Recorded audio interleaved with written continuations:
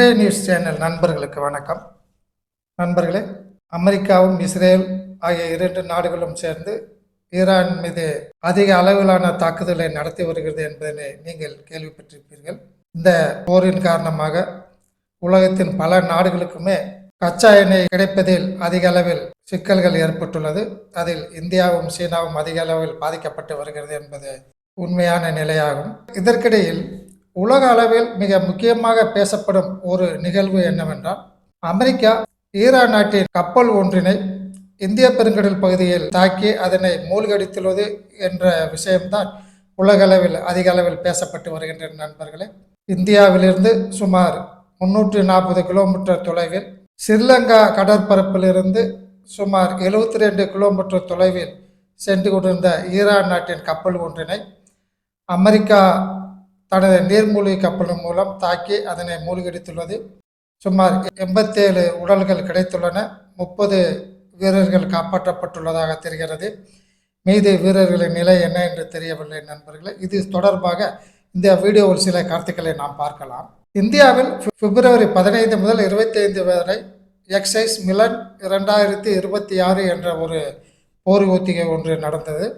இது 2 ஆண்டுகளுக்கு ஒரு முறை நடக்கக்கூடிய போர் ஒத்திகை. இதில் உலகத்தில் உள்ள 70க்கும் மேற்பட்ட நாடுகள் இந்த போர் ஒத்திகையில் கலந்து கொண்டன. பிப்ரவரி 15ஆம் தேதி முதல் 25ஆம் தேதி வரை விசாகப்பட்டினத்தில் கிழக்கு கடற்படை கமாண்ட் கண்ட்ரோலின் கீழ் இந்த எக்ஸைஸ் நடத்தப்பட்டது நண்பர்களே. இந்த எக்ஸைஸ் மிலன் 2026 முடித்துவிட்டு ஈரான் நாட்டின் ஃப்ரிகேட் என்று சொல்லக்கூடிய கப்பலுவை சேர்ந்த கப்பல் ஒன்று IRIS இரிஸ் டெனா என்று சொல்லக்கூடிய அந்த கப்பல் நமது நாட்டிலிருந்து கிளம்பி சென்றுள்ளது. இதற்கிடையில் இஸ்ரேல் மற்றும் அமெரிக்கா ஆகிய 2 நாடுகளுமே ஈரான் மீது போர் தொடுக்க ஆரம்பித்து விட்டன. இந்த எக்ஸைஸ் முடித்த பின்பு கிளம்பி சென்ற ஈரான் நாட்டின் கப்பல் நமது கடல் எல்கையை தாண்டி ஸ்ரீலங்காவை சுற்றி அது ஈரான் நாட்டிற்கு ஹோர்முஸ் துறைமுகத்தின் வழியாக செல்வதற்கு முயன்று கொண்டிருக்கிறது. அவ்வாறு சென்ற அந்த கப்பல் ஸ்ரீலங்கா தனது கடற்பரப்பிலிருந்து 72 கிலோமீட்டருக்கு அப்பால் சென்று அங்குள்ள இன்டர்நேஷனல் கடற்பரப்பில் அது சென்று கொண்டிருந்தது. அப்போது சென்று கொண்டிருக்கும் போது நாம் இன்டர்நேஷனல் கடற்பரப்பில் வந்துவிட்டோம், ஆகவே நமக்கு எதுவும் இனி தாக்குதல் இருக்காது என்ற நோக்கத்துடன் அந்த கப்பல் சென்று கொண்டிருந்ததாக தெரிகிறது நண்பர்களே. இவ்வாறு சென்று கொண்டிருந்த இந்த கப்பல் மீது அமெரிக்கா தனது நீர்மூழ்கி கப்பல்களிலிருந்து டார்பிடோ என்று சொல்லக்கூடிய கடலில் உள்ள தனது கப்பல்களிலிருந்து நீர்மூழ்கி கப்பல்களிலிருந்து செலுத்தக்கூடிய மிசைலைத்தான் டார்பிடோ என்று கூறுகிறோம். இந்த ஒரு நீர்மூழ்கி கப்பலிலிருந்து டார்பிடோ என்று சொல்லக்கூடிய அந்த மிசைலை அனுப்பி ஈரான் நாட்டின் கப்பலை 2ஆக பிளந்து அதை தாக்கி அழித்துள்ளதாக கூறப்படுகிறது. அந்த கப்பல் உடைந்தவுடன் உடனடியாக அதை நீரில் மூழ்கி விட்டதாக தெரிகிறது நண்பர்களே. அதற்கு முன்னதாக ஸ்ரீலங்கா கப்பற்படைக்கு தகவல் கிடைத்தவுடன் அவர்கள் தேடி சென்று பார்த்தபோது அங்கு அவர்கள் கப்பல்களை பார்க்க முடியவில்லை என்று கூறுகிறார்கள். அதற்குள் அதை மூழ்கி விட்டதாக தெரிகிறது. ஆனால் கடற்பரப்பில் மிதந்து கொண்டிருந்த உடல்களையும் நீந்தி கொண்டிருந்த வீரர்களையும் காப்பாற்றி கல்லி என்று சொல்லக்கூடிய இடத்தில் உள்ள ஸ்ரீலங்காவின் மருத்துவமனையில் அந்த வீரர்கள் தற்போது மருத்துவ சிகிச்சை பெற்று வருவதாக தெரிகிறது நண்பர்களே. மனிதாபிமானம் இல்லாமல் ஒரு நாட்டின் போர் ஒத்திகையில் கலந்து கொண்டு திரும்பி வந்த அந்த கப்பலை அமெரிக்கா சற்று காத்திருந்து அதை தாக்கியிருக்கலாம். அவர்கள் இந்த கப்பல் ஈரான் நாட்டிற்கு அருகில் சென்றவுடன் அதை தாக்கியிருந்தால் இந்தியாவிற்கு பெருத்த கவலை ஏற்பட்டிருக்காது. ஏனென்றால் இந்திய கடற்பரப்பை தாண்டியவுடன் அந்த கப்பல் தாக்கப்பட்டுள்ளது. அந்த கப்பல் இந்தியாவில் உள்ள அந்த எக்ஸைஸ் மிலன் 2026 என்ற போர் ஒத்திகையில் கலந்து கொள்வதற்காக வந்த நம்முடைய கெஸ்ட் என்று கூட அவர்களை சொல்லலாம். அந்த மாதிரியான ஒரு கப்பலானது திரும்பி செல்லும் போது தாக்கியது உண்மையிலேயே நமது இந்திய மக்கள் அனைவருக்குமே ஒரு சற்று சக்கடத்தை ஏற்படுத்தக்கூடிய கவலையை ஏற்படுத்தக்கூடிய ஒரு நிகழ்வாக இருக்கிறது. ஈரான் என்னதான் அதிக அளவிலான தீவிரவாதத்தை தூண்டிவிட்டு இஸ்ரேல் மீதும் அருகில் உள்ள பிற நாடுகள் மீதும் அது தாக்குதல் நடத்துவதற்கு உதவி செய்து வந்தாலும் நம்ம நாட்டிற்கு வந்த ஒரு கப்பல் திரும்பி செல்லும் வகையில் அவ்வாறு நடந்து விட்டதே என்ற ஒரு கவலை தான் இந்திய மக்களுக்கு இருப்பதாக தெரிகிறது நண்பர்களே. இந்த கப்பல் சற்று அதிக தொலைவிற்கு சென்ற பின் அமெரிக்கா அதை தாக்கியிருந்தால் இந்தியாவிற்கு எந்த விதமான கவலை ஏற்பட்டிருக்காது. இந்த கப்பல் இந்தியாவின் கடற்படை தளங்களில் இருந்து கொண்டு அமெரிக்கா தனது நீர்மூழ்கி கப்பல்களை பயன்படுத்தி தாக்கியிருக்கலாம் என்ற ஒரு கருத்து ஊடகங்களில் பரவி வருகிறது. ஆனால் அதை இந்தியா மறுத்துள்ளது நண்பர்களே. ஏனென்றால் அமெரிக்கா டெய்கோ கார்சியா என்ற ஒரு இடத்தில் இந்திய பெருங்கடலில் அது அமைந்துள்ளது. அது ஒரு சிறிய தீவு. அந்த தீவில் பிரிட்டன் நாடும் அமெரிக்காவும் சேர்ந்து 2 நாடுகளுமே தன்னுடைய இராணுவ தளத்தை அங்கு அமைத்துள்ளது நண்பர்களே. இது மொரிஷியஸ் நாட்டிற்கு அருகில் உள்ளது. இந்த மொரிஷியஸ் நாட்டுக்கு அருகில் உள்ள இந்த தீவினை 1970ஆம் ஆண்டு பிரிட்டன் மொரிஷியஸ் நாட்டிற்கு குத்தகைக்கு விட்டுவிட்டது. ஆனால் அன்றிலிருந்து 1970ஆம் ஆண்டிலிருந்து 99 வருடங்களுக்கு மீண்டும் பிரிட்டன் நாடு அதை லீஸுக்கு எடுத்துள்ளது. அந்த தீவில் தொடர்ந்து அமெரிக்காவும் பிரிட்டன் நாடும் தனது இராணுவ தளத்தை அங்கு அமைத்து பயன்படுத்திக் கொள்ளும் என்று ஒரு அக்ரிமெண்ட் போடப்பட்டுள்ளது மொரிஷியஸ் நாட்டிற்கும் இந்த 2 நாடுகளுக்கும் சேர்ந்து நண்பர்களே. 99 வருடங்களுக்கு பின்பு மீண்டும் 10 வருடங்களுக்கு ஒரு தடவை மீண்டும் இந்த ஒப்பந்தத்தை நீட்டித்துக் கொள்ளலாம் என்ற ஒரு சரத்தும் அந்த ஒப்பந்தத்தில் இருப்பதாக கூறப்படுகிறது நண்பர்களே. இந்த டெய்கோ கார்சியா என்று சொல்லக்கூடிய இடத்தை தற்போது படத்தில் பாருங்கள். மேலே உள்ளது இந்தியா, அதற்கு கீழ்ப்பக்கமாக ஸ்ரீலங்கா இருக்கிறது, அதற்கு பக்கத்தில் மாலத்தீவு இருப்பதை காணலாம். மாலத்தீவிற்கு அடுத்து டெய்கோ கார்சியஸ் பிரிட்டன் ஓசன் என்றும் அதை கூறுகிறார்கள். அந்த பகுதியில் தான் பிரிட்டனும் அமெரிக்காவும் சேர்ந்து தன்னுடைய இராணுவ தளத்தை அமைத்துள்ளது நண்பர்களே. ஆகிய விசாகப்பட்டினத்திலிருந்து அது ஸ்ரீலங்காவை சுற்றி ஈரானின் கப்பல் ஃப்ரிகேட் வகையை சேர்ந்த கப்பல் சென்று கொண்டிருக்கும் போது ஸ்ரீலங்காவின் கடற்பரப்பை தாண்டியவுடன் டெய்கோ கார்சியா என்ற இடத்தில் ஏற்கனவே அங்கு ரோந்து பணி செய்து வருகிற அமெரிக்காவின் நீர்மூழ்கி கப்பல்களிலிருந்து டார்பிடோ என்று சொல்லக்கூடிய கப்பலிலிருந்து நீர்மூழ்கி கப்பலிலிருந்து வரக்கூடிய மிசைல் ஒன்று இதை தாக்கி அழித்திருக்கலாம் என்று கூறப்படுகிறது நண்பர்களே. ஆனால் இதுவரை எங்கிருந்து எந்த நீர்மூழ்கி கப்பலிலிருந்து இந்த கப்பலை தாக்கி அழித்தோம் என்று அமெரிக்கா இதுவரை கூறவில்லை நண்பர்களே. இந்த நீர்மூழ்கி கப்பல்கள் ஏற்கனவே இந்திய பெருங்கடலில் உள்ள நமது நீர்மூழ்கி கப்பல்கள், நமது பிற கப்பல்கள், அது மட்டுமில்லாமல் சீனா ஏற்கனவே அங்கே நிலைநிறுத்தியுள்ள சீன நாட்டின் நீர்மூழ்கி கப்பல்கள், அந்த நாட்டின் பிற கப்பல்களை எல்லாம் ரோந்து பணி மூலம் இது நீருக்கு அடியில் இருந்து கொண்டு அமெரிக்கா மற்றும் பிரிட்டன் நாடுகள் நம்மை நோட்டம் விட்டு கொண்டிருக்கின்றன நண்பர்களே. டார்பிடோ என்று சொல்லக்கூடிய இந்த கப்பலிலிருந்து கிளம்பக்கூடிய மிசைலானது சுமார் 80 அல்லது 100 கிலோமீட்டர் வேகத்தில் ஒரு மணிக்கு என்ற வேகத்தில் செல்லக்கூடியது. ஆனால் தற்காலத்தில் மிக அதிக வேகத்தில் செல்லக்கூடிய டார்பிடோக்கள் எல்லாமே தற்போது கண்டுபிடிக்கப்பட்டு விட்டன. ஒரு மணிக்கு 600 முதல் 3000 கிலோமீட்டர் வேகத்தில் செல்லக்கூடிய டார்பிடோக்கள் எல்லாம் தற்போது கண்டுபிடிக்கப்பட்டு பல்வேறு நாட்டு கப்பற்படைகளில் பயன்படுத்தப்பட்டு வருகின்றன நண்பர்கள். டெய்கோ கார்சியா என்ற இடத்தில் இருந்த அமெரிக்காவின் நீர்மூழ்கி கப்பல்களிலிருந்து மார்க் 48 என்று சொல்லக்கூடிய ஒரு டார்பிடோவை தாங்கள் அனுப்பியதாக கூறுகிறார்கள் அமெரிக்கர்கள். ஆனால் அது எந்த வகையிலான டார்பிடோ என்று அவர்கள் கூறவில்லை. ஆகவே ஈரானின் கப்பல் நாம் இன்டர்நேஷனல் கடற்பரப்பில் வந்துவிட்டோம் என்ற ஒரு மிதப்பில் அவர்கள் நமக்கு எந்த விதமான தாக்குதலும் இருக்காது என்ற நோக்கத்தில் சென்று கொண்டிருந்த போது அமெரிக்காவின் நீர்மூழ்கி கப்பலிலிருந்து இந்த டார்பிடோ மிக வேகமாக வந்துள்ளதாக தெரிகிறது. ஈரானின் கப்பலுக்கும் டெய்கோ கார்சியா என்ற அந்த தீவிற்கும் இடைப்பட்ட தூரம் 1600 கிலோமீட்டர் இருக்கும் என்று கூறுகிறார்கள் நண்பர்களே.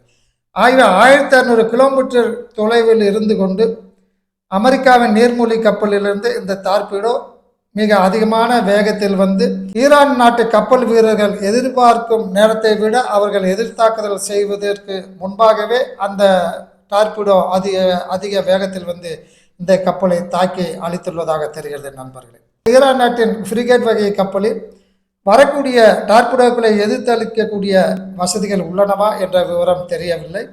அதை பற்றிய விவரம் எதையுமே ஈரான் இதுவரை தெரிவிக்கவில்லை. ஆனால் அவ்வாறு வரக்கூடிய டார்பிடோக்களை எதிர்த்து தாக்கக்கூடிய அமைப்பு அந்த கப்பலில் இருந்தாலும் அவர்கள் எதிர்பார்த்ததை விட அவர்கள் எதிர்த்தாக்குதல் செய்வதை விட அதிகமான வேகத்தில் அந்த டார்பிடோக்கள் வந்திருக்கலாம் நண்பர்களே. ஒரே தாக்குதலில் கப்பல் பல சுக்குநூறாக சிதறி உடனடியாக மூழ்கிவிட்டதாக கூறப்படுகிறது நண்பர்களே.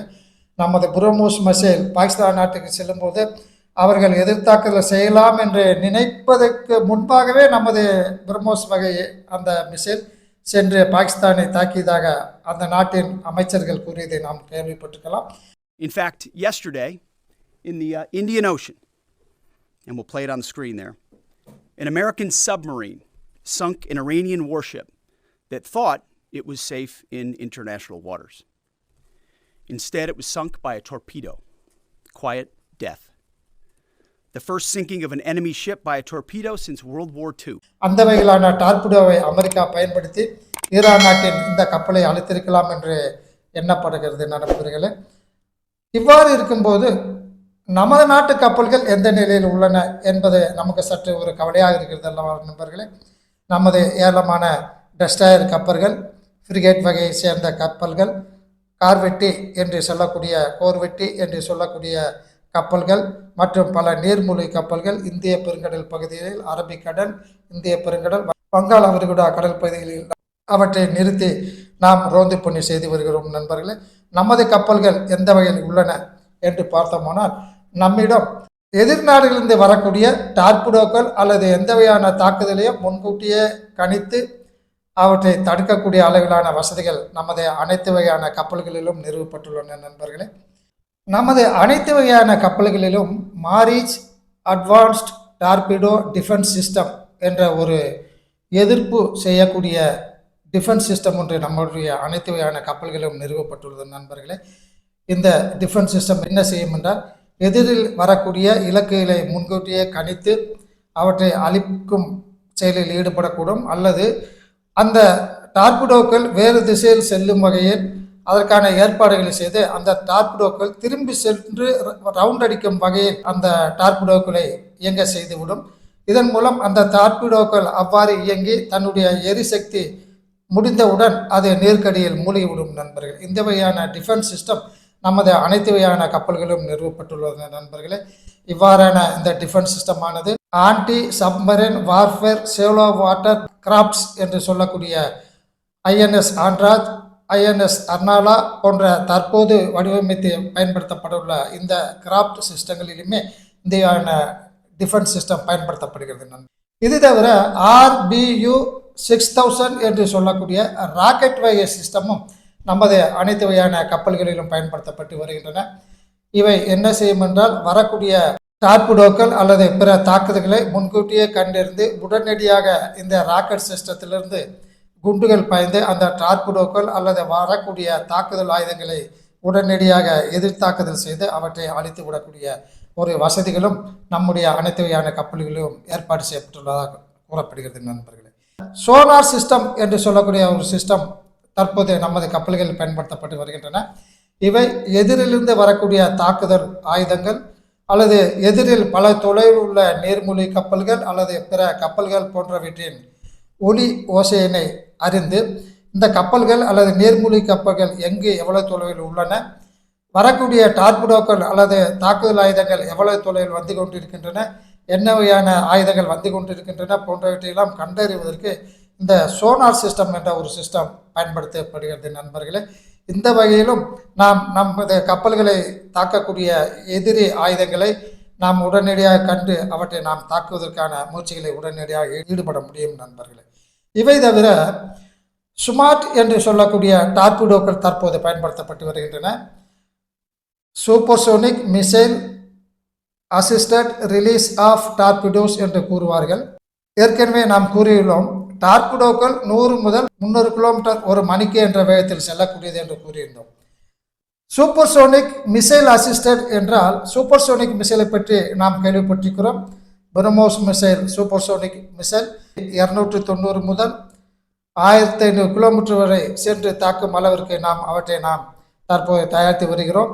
ஆகவே ஒரு மணிக்கு மாக் 3 அல்லது ஒரு மணிக்கு 3600 கிலோமீட்டர் என்ற வேகத்தில் செல்லக்கூடிய இந்த சூப்பர்சோனிக் மிசைல் சிஸ்டத்தை நாம் இந்த டார்பிடோக்களில் பயன்படுத்தும் போது, இந்த டார்பிடோக்களை இயக்கும் போது சுமார் 100 முதல் 300 கிலோமீட்டர் வேகத்தில் செல்லக்கூடிய அந்த டார்பிடோக்கள் அதற்கு பதிலாக 3000 கிலோமீட்டர் வேகத்தில் அதிக வேகத்தில் சென்று தாக்கக்கூடிய வகையில் அந்த டார்பிடோக்களை இயக்கக்கூடிய வகையில் தற்போது நாம் புதிய வகை தொழில்நுட்பத்தை நமது கப்பல்களில் பயன்படுத்தி வருகிறோம் நண்பர்களே. ஆகவே எதிர் தாக்குதல் நடத்த வேண்டுமென்றால் உடனடியாக அந்த எதிரிகள் நம் மீது தாக்குதல் நடத்துவதற்கு முன்பாகவே இந்த சோனார் சிஸ்டத்தின் மூலம் எங்கு எதிரிகள் உள்ளன என்பதனை உடனடியாக கண்டறிந்து அவர்கள் நம்மை தாக்குவதற்கு முன்பாகவே நாம் இந்த ஸ்மார்ட் அசிஸ்டட் டார்பிடோக்களை வைத்து நாம் எதிரின் இலக்கை உடனடியாக அவர்கள் எதிர்த்தாக்குதல் அல்லது நமது டார்பிடோக்களை தாக்கி அழிப்பதற்கு முன்பாகவே அவர்களை நாம் தாக்கி அழிக்கக்கூடிய வசதிகள் நமது அனைத்து வகையான நீர்மூழ்கி கப்பல்களிலும் அனைத்து வகையான நீருக்கு மேலே உள்ள கப்பல்களும் அமைக்கப்பட்டுள்ளன நண்பர்களே. ஆகவே நண்பர்களே, நமது கப்பல்களை பிற நாட்டு கப்பல்கள் எளிதாக தாக்கி விடலாம் என்றால் அது சற்று யோசனை செய்யக்கூடிய செயலாகத்தான் இருக்கும். அந்த அளவிற்கு நமது கப்பல்களை காப்பாற்றிக் கொள்வதற்காக நமது கடற்படை வேண்டிய அனைத்து வசதிகளும் செய்துள்ளதாக தெரிகிறது நண்பர்களே. இது போன்ற செய்திகள் உங்களுக்கு பிடித்திருந்தால் தயவுசெய்து இன்றைய நியூஸ் இந்த வீடியோ சேனலுக்கு சப்ஸ்கிரைப் செய்து கொள்ளுமாறும் கீழே உள்ள லைக் பட்டனை அழுத்தி லைக் செய்துக்குமாறும் அன்புடன் கேட்டுக்கொள்கிறேன். இத்துடன் இன்றைய நியூஸ் இந்த வீடியோ செய்தியை முடித்துக் கொள்ளலாம். நன்றி, வணக்கம். இதுபோன்ற இராணுவத்தின் வளர்ச்சி, நாட்டின் வளர்ச்சி, பொருளாதார வளர்ச்சி போன்ற செய்திகளை உடனுக்குடன் தெரிந்து கொள்ள இன்றைய நியூஸ் சேனலுக்கு சப்ஸ்கிரைப் செய்து கொள்ளவும்.